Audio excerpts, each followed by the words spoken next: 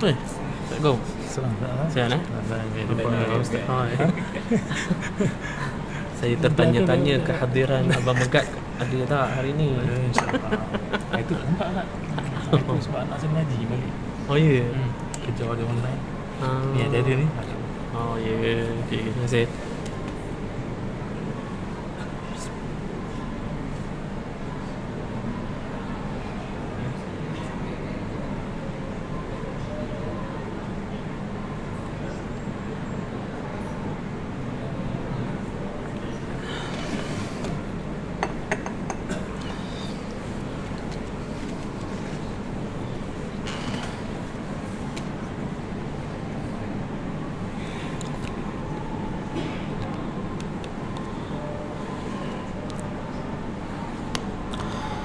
السلام عليكم ورحمة الله وبركاته.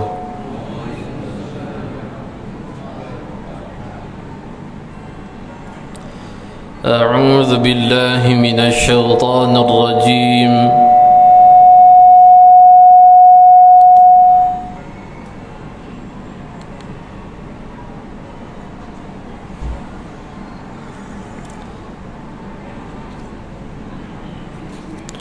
بسم الله الرحمن الرحيم. نحمده ونصلي ونسلم على رسوله الكريم، أما بعد. الحمد لله ثم الحمد لله. Bersyukur pada Allah Subhanahu wa taala kerana dengan limpahan dan juga kurniaan dan juga kasih sayang daripada Allah Subhanahu wa taala terhadap diri kita sebagai hamba yang kesemuanya kita akura. Kita adalah hamba yang begitu banyaknya maksiat kepada Allah. Kita adalah hamba yang begitu banyaknya melakukan perbuatan keingkaran demi keingkaran. Kita akura dengan kedudukan hati kita yang serendah-rendahnya, ataupun kita akura dengan kedudukan hati kita yang penuh tawadhu'. Kesemua kita adalah hamba yang begitu memiliki serba banyak kekurangan muamalah hubungan baik kita dengan Allah. Walaupun kemaksiatan demi kemaksiatan yang kita lakukan kepada Allah ditambahi dengan perbuatan keingkaran demi keingkaran yang kita lakukan kepada Allah, masih lagi Allah Subhanahu wa taala memilih kita untuk berada dalam kesibukan beramal dengan amal-amal yang diridai oleh Allah Subhanahu wa taala. Maka selayaknya kalbu-kalbu kita atau hati-hati kita diterjemahkan dalam keadaan kedudukan hati yang bersyukur kepada Allah atas pilihan yang dipilih oleh Allah, atas keizinan yang diizinkan oleh Allah, atas bantuan taufik yang diberikan oleh Allah. Selain daripada menterjemahkan kedudukan hati yang bersyukur kepada Allah, masa yang sama juga memohonlah kita kepada Allah, merayu kepada Allah, memperbanyakkan permintaan permohonan doa kepada Allah supaya kita sentiasa diistiqamahkan oleh Allah. Amin ya rabbal alamin. Hadirin hadiran, tuan-tuan dan juga puan-puan yang dirahmati oleh Allah Subhanahu wa taala. Alhamdulillah wa insya-Allah akan kita sambung pembahasan kitab muzakarah kita, iaitu kitab yang berjudul ataupun kitab yang bertajuk Bustanul Arifin, karya Al-Imam An-Nawawi rahimahullahu taala.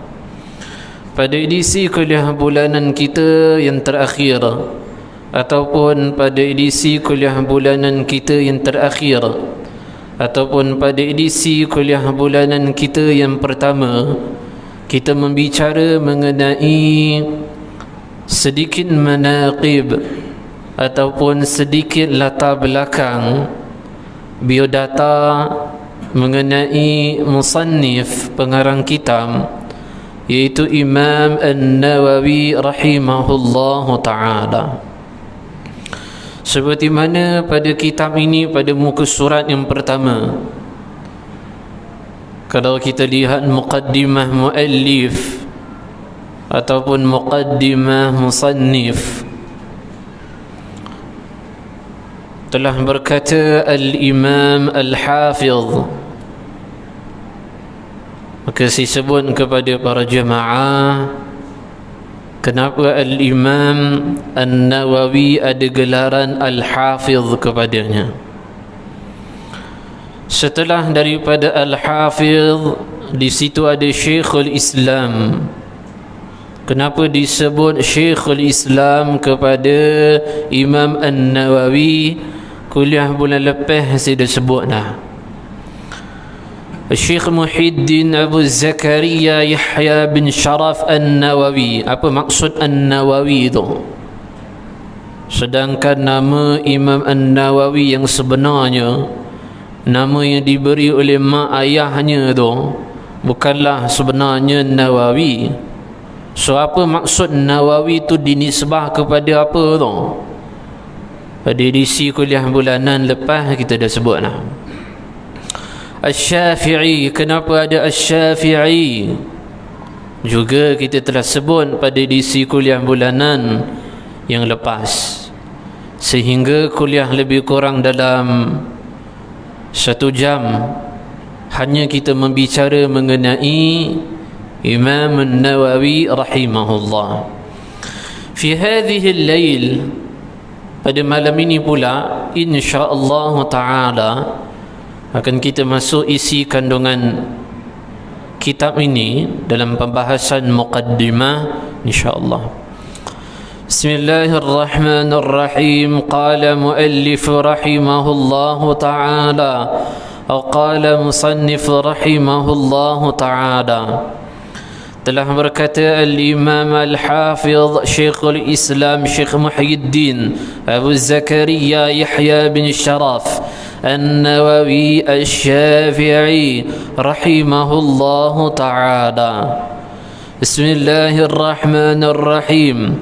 Wa sallallahu ala sayyidina Muhammad wa ala alihi wa sahbihi wa sallim. Segala puji bagi Allah, Zat yang tunggal lagi maha perkasa, yang maha mulia lagi maha pengampun, yang menentukan segala keputusan, yang berkuasa merubah segala sesuatu, yang mengatur pergantian siang dan malam supaya menjadi suatu peringatan bagi orang yang mempunyai hati, iaitu hati yang bersih, dan pelihatan mata hati yang tajam. Dialah Tuhan, iaitu Allah, yang memberi kesedaran kepada sesiapa yang dipilihnya, dipilih Allah dari kalangan hamba-hambanya, iaitu hamba-hamba Allah. Lalu ia, Allah, memasukkan orang itu ke dalam kumpulan orang-orang pilihannya, iaitu orang-orang pilihan Allah. Dan dialah Allah juga Tuhan yang memberi taufik kepada sesiapa yang dipilihnya dari kalangan hamba-hambanya. Lalu ia memasukkan orang itu ke dalam kumpulan al-abrar, iaitu orang-orang yang baik. Rawahul Muslim fi sahih. Hadis yang diriwayatkan oleh Imam Muslim di dalam kitabnya Sahih. Nabi sallallahu alaihi wasallam bersabda, sesungguhnya Allah Azza wa Jal, Allah Subhanahu wa ta'ala berfirman. Kerana kata Imam An-Nawawi rahimahullah, Allah Subhanahu wa ta'ala memiliki hamba-hamba yang Allah memilih mereka, yang Allah berikan taufiq kepada mereka. Apa maksud taufiq? Allah berikan kekuatan untuk mereka menyibukkan diri mereka dengan hal-hal atau amal-amal yang diredai oleh Allah, sehingga Allah menggolongkan mereka ke dalam golongan al-abrar, itu golongan hamba-hamba Allah yang baik. Maka di sini Nabi sallallahu alaihi wasallam bersabda, hadis yang diriwayatkan oleh Imam Muslim di dalam kitabnya Sahih, daripada sahabat Abu Dzar Al-Ghifari radhiyallahu taala anhu. Ia berkata, aku telah mendengar Nabi sallallahu alaihi wasallam bersabda. Nabi sallallahu alaihi wasallam bersabda, sesungguhnya Allah Azza wa Jal berfirman, ya ibadi, wahai hamba-hambaku, sesungguhnya aku telah mengharamkan kezaliman ke atas diriku, dan juga aku telah mengharamkan kezaliman itu di antara sesama kamu. Ya ibadi, wahai hamba-hambaku, kullukum dallun, wahai hamba-hambaku, kesemuanya kamu berada dalam kesesatan, illa, melainkan hamba-hambaku yang aku berikan hidayah kepada mereka. Maka oleh dari itu pohonlah hidayah kepadaku, mintalah hidayah kepadaku, nescaya aku berikan hidayah akan kamu. Hadzal hadis tawil. Hadis ni dia panjang, boleh kita sebut tawilul jiddan pun boleh juga. Dia agak panjang sangat. Hadis ini sahih. Allah Subhanahu wa ta'ala berfirman, ya ibadi, wahai hamba-hambaku, kesemuanya kamu berada dalam kesesatan. Ingat 30 tahun lepas siapa kita? Ingat 3 tahun lepas siapa kita? Ingat 40 tahun lepas siapa kita? Kita bukanlah orang yang berkain pelikan datang di masjid surau. Meskipun ketika itu kita sudah mencapai usia aqil baligh. Kita bukanlah satu orang yang sibuk dengan masjid surau, majlis ilmu, salat, bukan.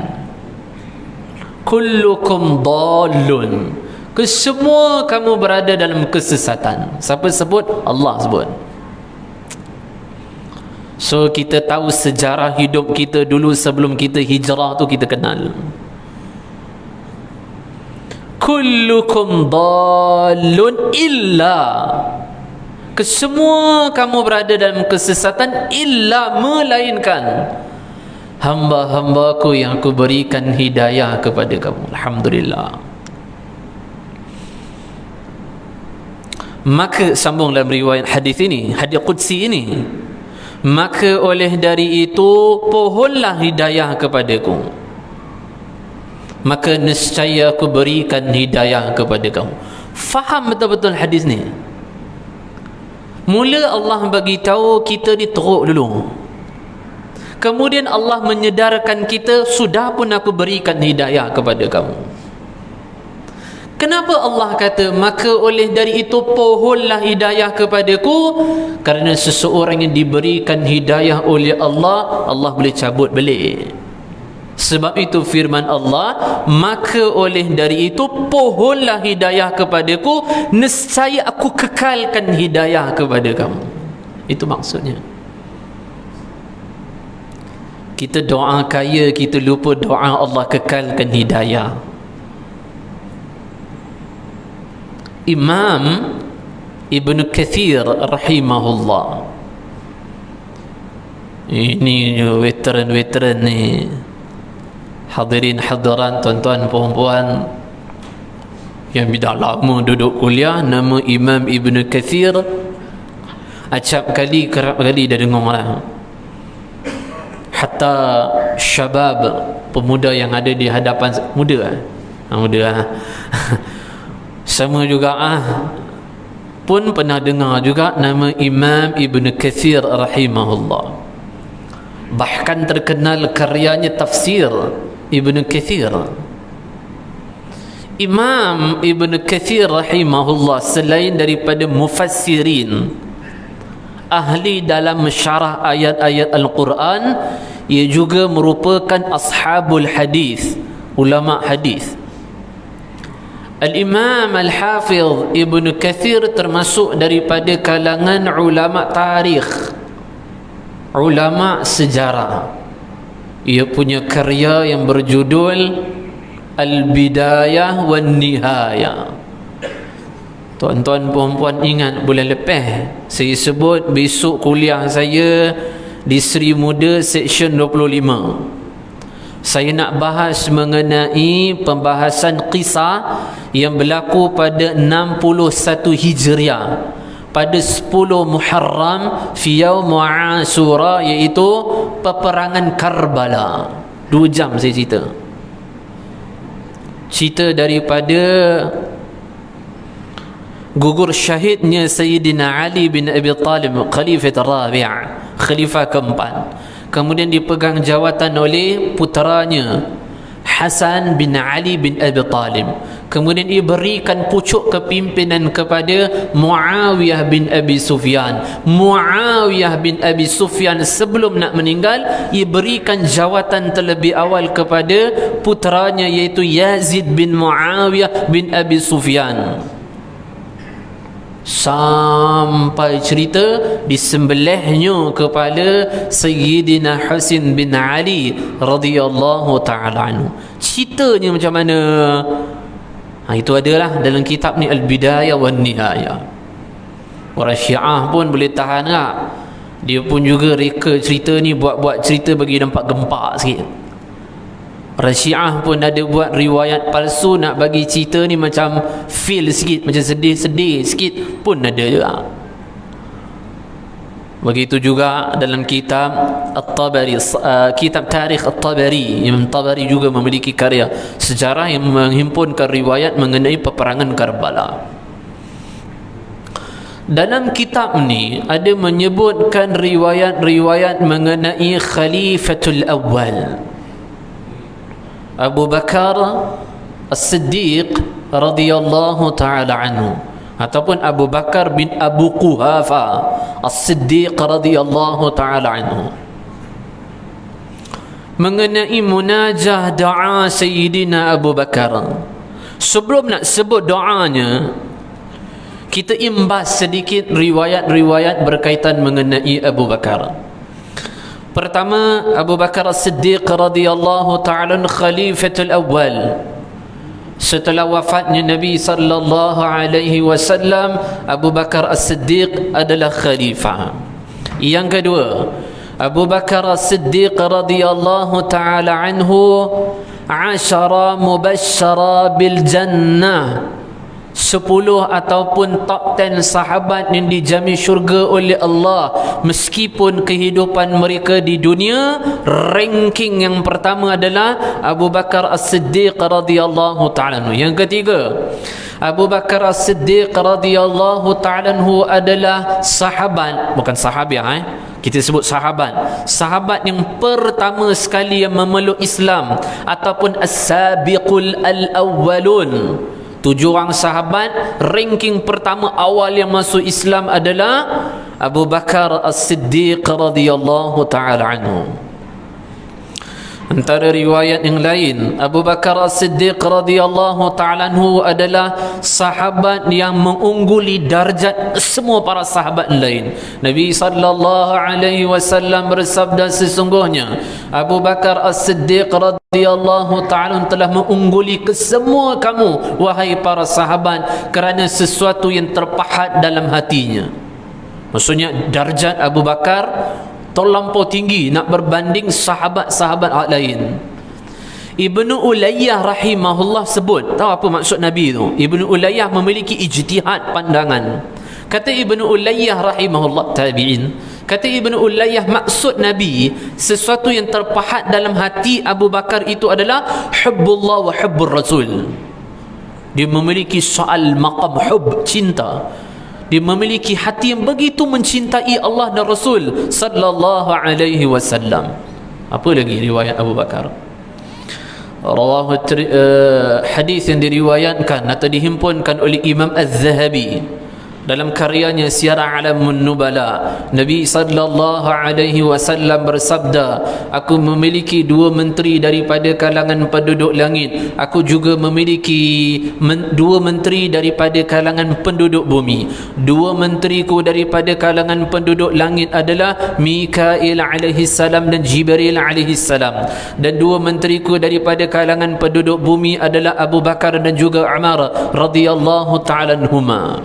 Apa lagi riwayat Abu Bakar As-Siddiq? Juga diriwayatkan oleh Imam Zahabi dalam karyanya Siyar A'lamun Nubala. Nabi sallallahu alaihi wasallam bersabda, ikutilah kedua sahabatku ini setelah ketiadaanku, kerana kebaikan sentiasa, hidayah petunjuk kebaikan sentiasa akan ada di sisi mereka, kedua mereka ini, iaitu Abu Bakar dan juga Umar radhiyallahu ta'ala. Yang ketujuh, ketika Nabi sallallahu alaihi wasallam memasuki masjid, ada sahabat, dua orang sahabat ni, Abu Bakar dan juga Umar radhiyallahu anhuma adalah masjid. Ketika mereka melihat kedatangan Nabi sallallahu alaihi wasallam memasuki dalam masjid, maka kedua-dua sahabat ini pergi mendekati baginda. Kemudian Nabi sallallahu alaihi wasallam memegang tangan Sayyidina Abu Bakar, kemudian mendirikan di sisi kanan baginda. Kemudian baginda Nabi sallallahu alaihi wasallam memegang tangan kirinya, memegang tangan Umar, kemudian mendirikan di sebelah sisi kiri Nabi sallallahu alaihi wasallam. Nabi pegang tangan kedua mereka dan Nabi sallallahu alaihi wasallam bersabda, beginilah keadaan kami akan dibangkitkan oleh Allah di akhirat kelak nanti.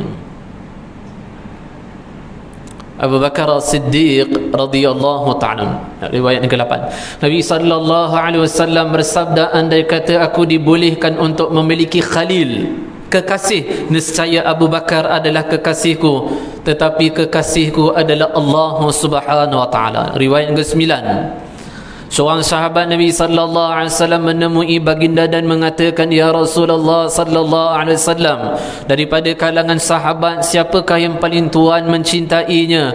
Kemudian Nabi sallallahu alaihi wasallam bersabda, Abu Bakar As-Siddiq radhiyallahu ta'ala anhu. Kemudian daripada kalangan sahabiah wanita, siapakah yang paling tuan mencintainya? Kemudian Nabi sallallahu alaihi wasallam bersabda, putrinya, iaitu Aisyah radhiyallahu ta'ala anha. Riwayat yang ke-10 seperti juga diriwayatkan oleh Imam Ibn Kathir. Satu hari Abu Bakar As-Siddiq, ini riwayat terakhir.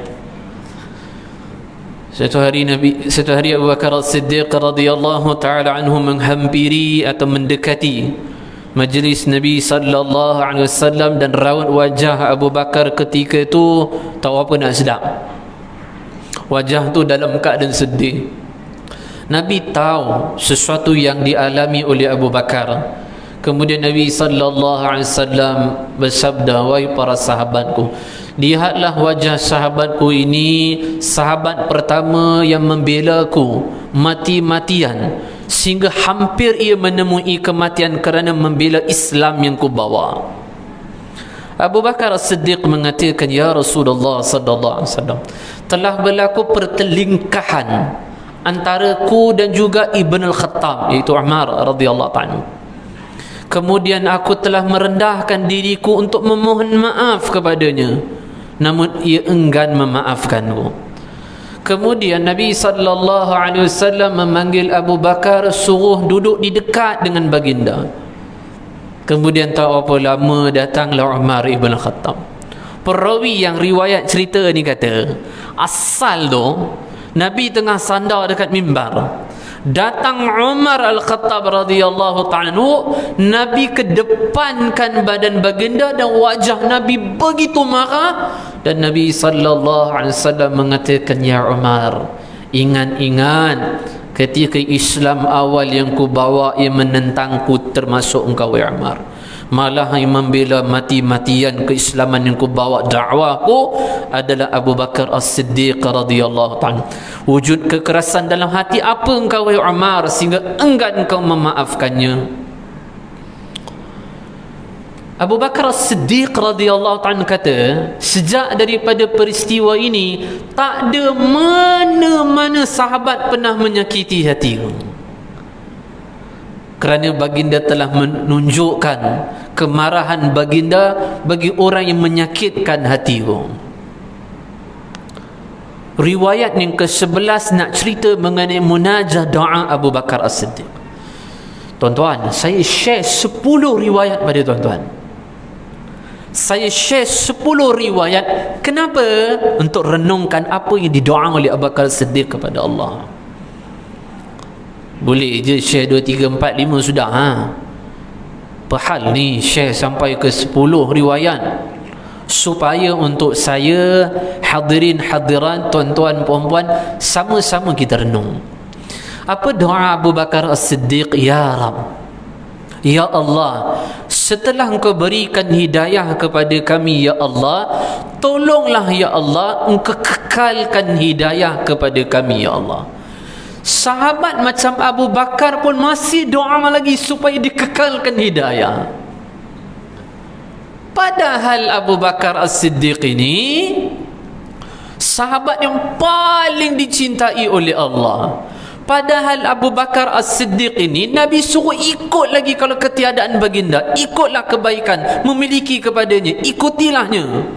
Bahkan Abu Bakar As-Siddiq ni apa? Asyara mubasyara bil jannah, 10 atau top 10 sahabat yang dijamin syurga oleh Allah meskipun hidup mereka di dunia. Nabi dah bagi tahu dah siapa kesemuanya, 10 sahabat ini. Abu Bakar pun dah dengar dah. Maksud kata confirm masuk syurga, maksudnya apa? Mati confirm lah husnul khatimah.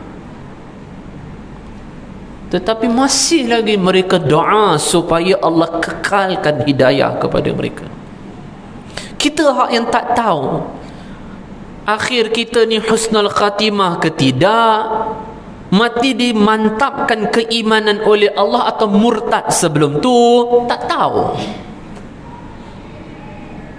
Kita yang tak tahu bagaimana akhir kita, bukan keselayaknya kita lebih kena banyak doa kepada Allah supaya Allah kekalkan hidayah. Hidayah ni mustahak sangat-sangat, sampai diwajibkan untuk membaca suratul Fatihah pada setiap salat, wajib maupun sunnat. Surah lain tu sunnat, baca suratul Ikhlas ke, tapi suratul Fatihah wajib. Apa isi kandungan dalam suratul Fatihah? Ihdinas siratal mustaqim. Ya Allah, tunjukkanlah akan kami ya Allah jalan yang lurus. Padahal salat tu dah jalan lurus dah. Kenapa masih doa minta lagi pada Allah dalam salat? Kenapa diwajibkan? Kerana takut lepas daripada selesai salat kita tak berada dalam jalan yang lurus menuju redha Allah. Kita ni terlampau lalai sangat kadang, minta kaya, minta kemewahan, padahal hidayah itu lagi mustahak kot. Sebab apa menjadikan mereka para sahabat yang sudah ada jaminan syurga masih lagi takut? Di antaranya kerana satu hadis ini. Tuan-tuan, Umar Al-Khattab radhiyallahu ta'ala anhu, ranking nombor 2 dalam maksud saya asyara mubasyara bil jannah, bukan as-sabiqun al-awwalun. As-sabiqun al-awwalun bukan. Bukan awal masuk Islam, maksud saya asyara mubasyara bil jannah, 10 top 10, 10 atau top 10 sahabat dijamin syurga oleh Allah. Ranking nombor 2 tu Umar Al-Khattab. Ibnu Jauzi rahimahullah dalam karyanya, Imam Ibnu Jauzi rahimahullah dalam karyanya Sifatul Safwa, ketika menyebutkan manaqib riwayat-riwayat Umar Al-Khattab, Umar Al-Khattab dalam Taurat dan Injil Allah dah cerita dah, seperti diriwayatkan oleh Wahab bin Munabbih rahimahullah. Dan di wajah Umar Al-Khattab ada bekas berwarna hitam kerana tangisannya kerap kerana takut pada Allah, tak boleh hilang. Padahal Umar Al-Khattab tu pun masih menangis lagi kerana takut kepada Allah. Kita ni tak tahu akhir kita macam mana. Hadis apa tu yang menyebabkan sahabat tak boleh tenang walaupun sudah ada cap jaminan confirm masuk syurga? Hadis ni hadis yang keempat dalam kitab Imam An-Nawawi, hadis Arba'in An-Nawawiyah. Abang Zul kenal Abang Zul? Semalam Abang Zul cerita kat saya. Dia kata hadis Arba'in Nawawi ni nak masuk sekolah menengah punya, di antara mata pelajaran nak masuk subjek ni juga, antaranya pengajian 40 hadis Arba'in Nawawi. Kalau siapa ada kat sini cikgu kata tak betul, tuan-tuan cari dia, jangan cari saya. Tapi dia tak datang malam ni. Aduh, saya bagi nombor lah. Hadis Arba'in Nawawiyah, 40 hadis Imam An-Nawawi, tapi Imam Nawawi tambah lagi 2 hadis lah. Hadis Ar-Rabi', hadis yang keempat. Siapa riwayat hadis ni? Bukhari Muslim. Sahabat yang meriwayatkan hadis ni siapa? Ibnu Mas'ud ataupun Abdullah bin Mas'ud radhiyallahu ta'ala. Hadal hadis al-tawil, hadis yang agak panjang.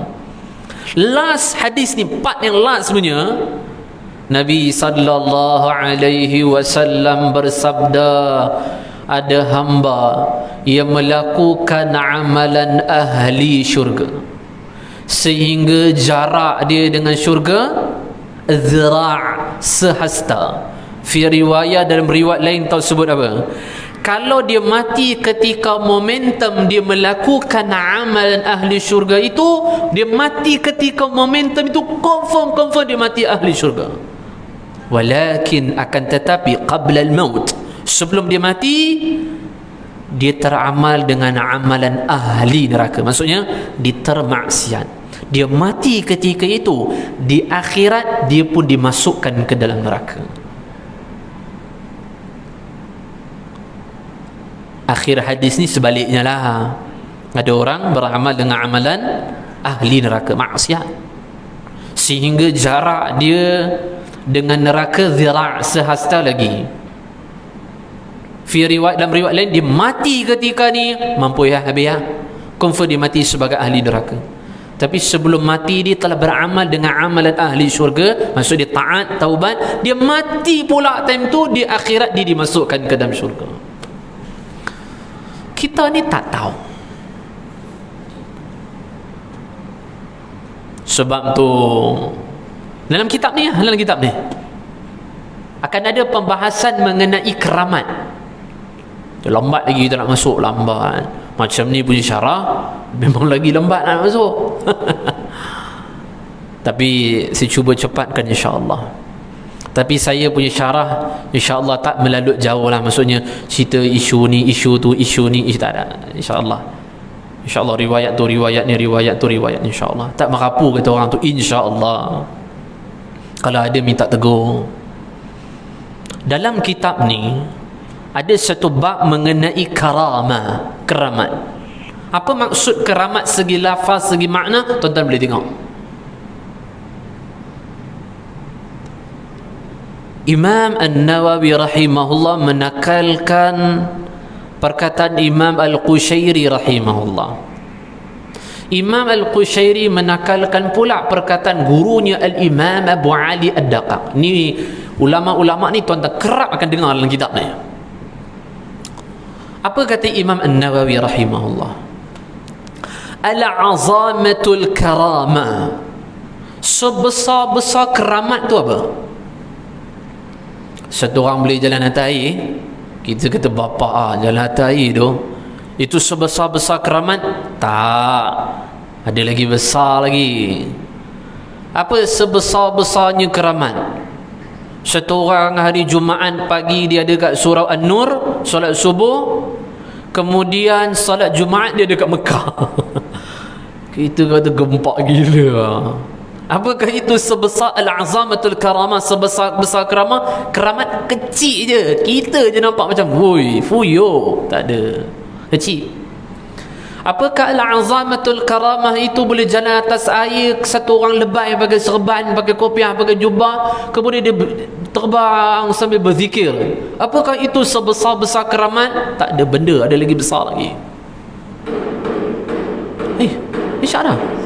Ha? Oh, dah masuk dah? Oh yelah, tadi buat tahlil sikit. Saya ingat cepat sangat. Okay. Nanti kita sambung lah. Al-azamatul karamah tu.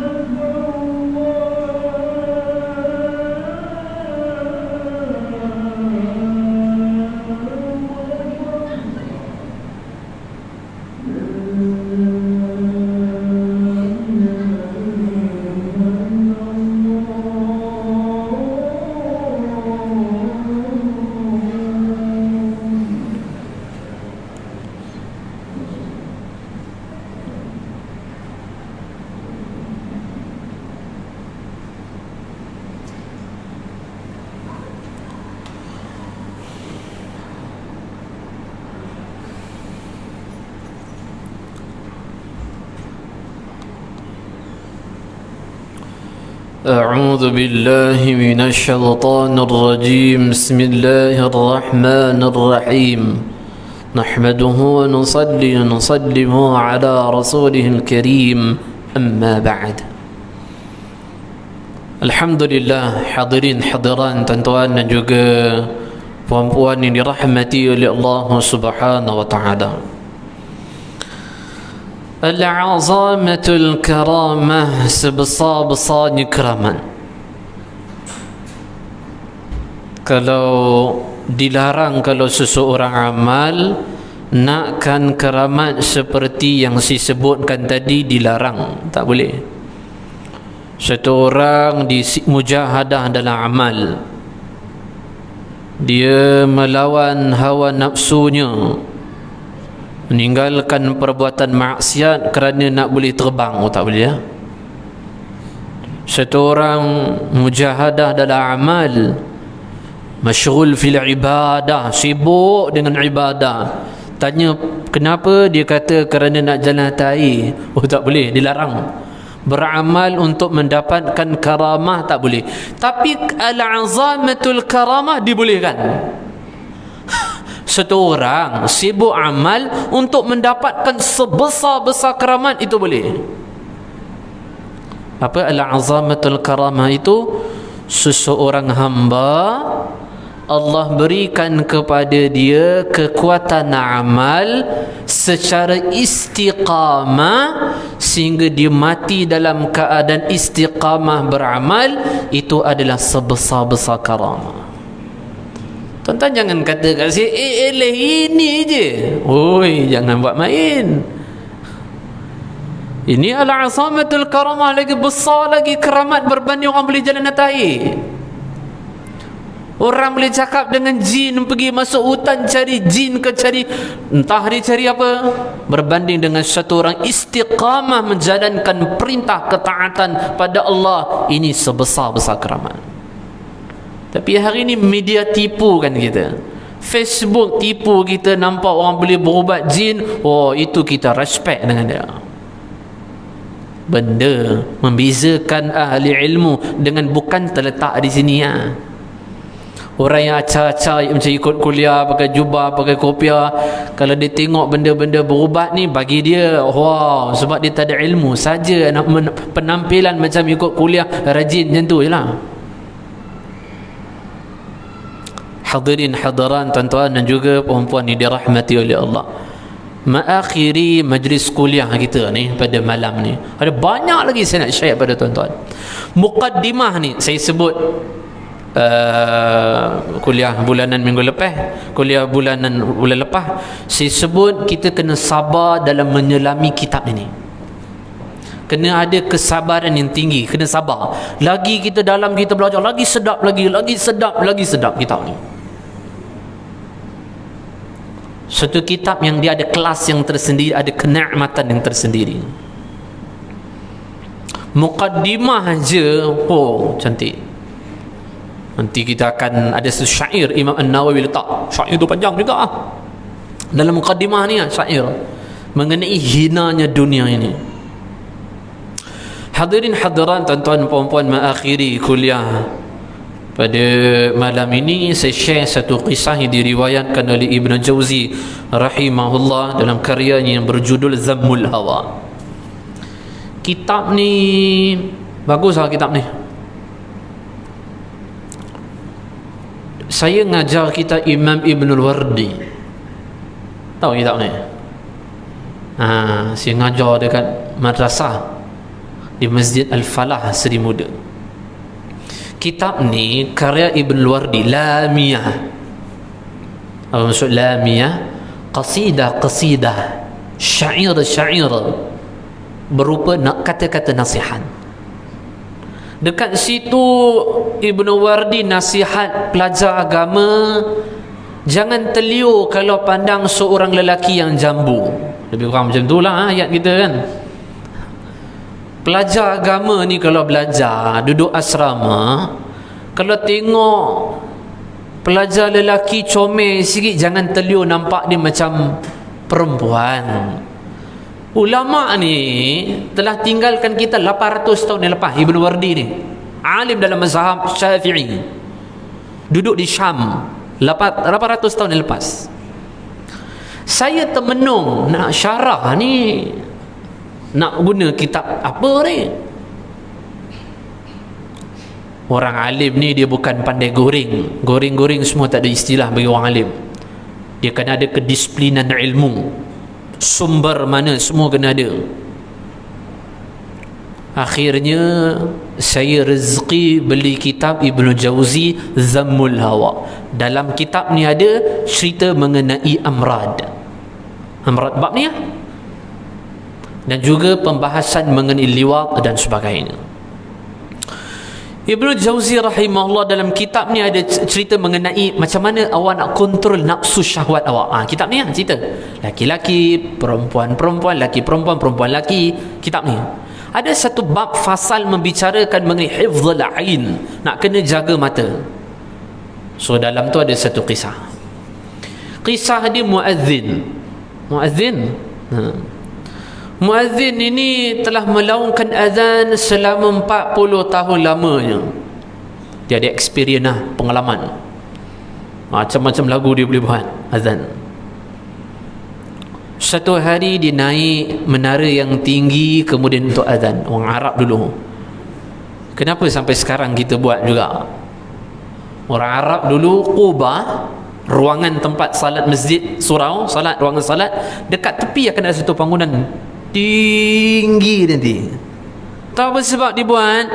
Kerana dulu tak ada mikrofon nak azan. So akan naik menara tu, naik atas azan. Allahu Akbar, Allahu Akbar, Allahu Akbar, Allahu Akbar. Maka muazzin dia azan. Ketika dia azan, dia nampak satu orang perempuan atau wanita, antara lebih kurang lah Majusi ke Yahudi ke Nasara, lebih kurang Nasrani, tengah berjalan dalam keadaan pakaian dia macam tak cukup pakaian. Apa nak beritahu mudah menjolokkan mata. Pakaian dia tu macam tak sepatutnya dia pakai, tapi dia pun kafir kan, orang kafir, dia pakaian macam tu. Muazzin ni habis daripada laungkan azan, dia tak tunggu qamat dah. Dia tak tunggu solat qabliyah, solat sunat qabliyah. Apa dia buat? Dia pergi kejar perempuan tu. Dia pergi kejar perempuan, ternyata perempuan ni masuk satu pintu rumah. Muazzin ni pula pergi ketuk, keluar satu orang tua. Muazzin ni tanya, mana perempuan masuk dalam rumah ni? Orang tua ni kata, apa tanya banyak, ni bapaknya ni. Oh, saya cantik, dia tu saya tertarik saya suka dekat dia. Oh, boleh. Dia ada kat tingkat atas rumah saya ni.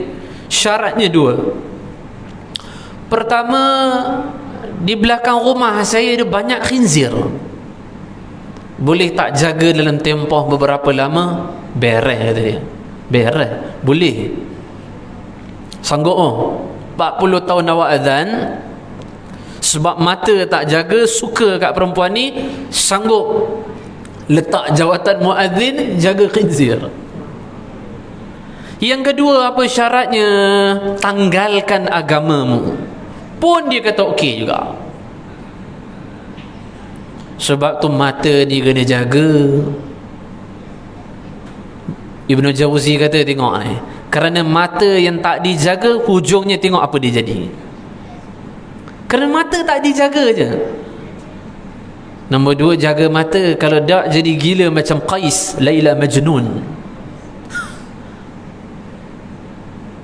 Walaupun ada riwayat palsu dan ada riwayat baik sanadnya mengenai kisah Qais. Nama dia Qais. Bapak dia orang kaya, bapak dia pemimpin besar Bani Amir, Qais, tapi diberikan julukan nama Majnunah sebab dia terlampau gila kan pada Laila. So jangan jaga hifzul ain, jaga mata daripada melihat wanita, takut-takut jadi gila macam ni Qais. Tak pun cerita macam ni. Lepas dia kata okey, saya tinggalkan agama saya ni, kemudian dia naik tangga nak jumpa perempuan ni, nak bersama. Ketika dia semangat naik tangga, dia terjatuh daripada tangga, kemudian dia menemui ajal kematian. Matilah dia dalam keadaan murtad. Padahal dia ni melaungkan azan selama 40 tahun lamanya. Maka di sini pengajaran lain adalah tidak ada jaminan seseorang yang begitu rancak melakukan amalan salih, momentum yang baik, itu confirm mati dalam keadaan husnul khatimah. Tak ada jaminan. Maka sertakanlah syukur kepada Allah atas pilihan yang Allah pilih kita berada pada jalan yang benar. Dan selain daripada mensyukurinya, terjemahkanlah juga dengan sentiasa berdoa supaya Allah kekalkan kita. Moga-moga Allah Subhanahu wa taala sentiasa istiqamahkan kita. Amin ya rabbal alamin. So nanti itu kita sambung insya-Allah, sambung kata-kata Imam Nawawi yang seterusnya insya-Allah. Hadirin hadirat, tuan-tuan dan juga puan-puan yang dirahmati oleh Allah, sebelum mengakhiri kuliah apa yang kita muzakarah, kita doa kepada Allah, moga-moga Allah Subhanahu wa taala berikan kekuatan pada kita untuk amal dan kita sampaikan isi kandungan kuliah ni, pengajaran yang dapat kita sampaikan pada orang yang tak hadir majlis bersama dengan kita. Kemudian seterusnya, anak saya duduk menangis, nak suruh balik cepat. Yang seterusnya, saya tak dapat isyak bersama dengan para jemaah hadirin hadirat kerana lepas ni saya ada program lain. Kemudian seterusnya, seperti biasalah yang saya harap daripada kalangan jemaah muslimin muslimat adalah tolong doakan untuk saya, kemudian doakan untuk isteri saya, dan tolong doakan untuk anak saya. Yang seterusnya, tanamkan niat untuk bangun tahajud. Dan setiap malam Allah memanggil kita, wahai hamba-hambaku, ada tak daripada kalangan kamu hamba yang pendosa untuk aku mengampuni kamu? Setiap malam Allah panggil kita. Ada tak di kalangan kamu yang aku nak mustajabkan doanya? Setiap malam Allah panggil kita. Moga Allah berikan kekuatan pada saya, tuan-tuan dan juga puan-puan kesemuanya. Allah beri kekuatan untuk kita bangun salat malam. Amin. Kemudian seterusnya, sebelum tidur juga maafkan kesalahan saudara muslim di belakang kita yang kita tak tahu apa salah mereka dengan kita. Just maafkan mereka, kerana ia juga merupakan amal yang mudah masuk dalam syurga, seperti riwayat Abdullah bin Amr bin Al-As radhiyallahu anhu. Akhir kalam yang baik itu datang daripada Allah. Silap kelemahan kekurangan datang daripada diri saya sendiri. Hakikatnya qadrihi khairi syarrih min Allah taala. Hakikatnya segala sesuatu yang baik dan juga buruk kullu min indillah. Kesemuanya hakikat datang daripada Allah Subhanahu wa taala. Wallahu taala a'lam bis-shawab. Ilaihi al-ma'ab. Wassalamu alaikum warahmatullahi wabarakatuh.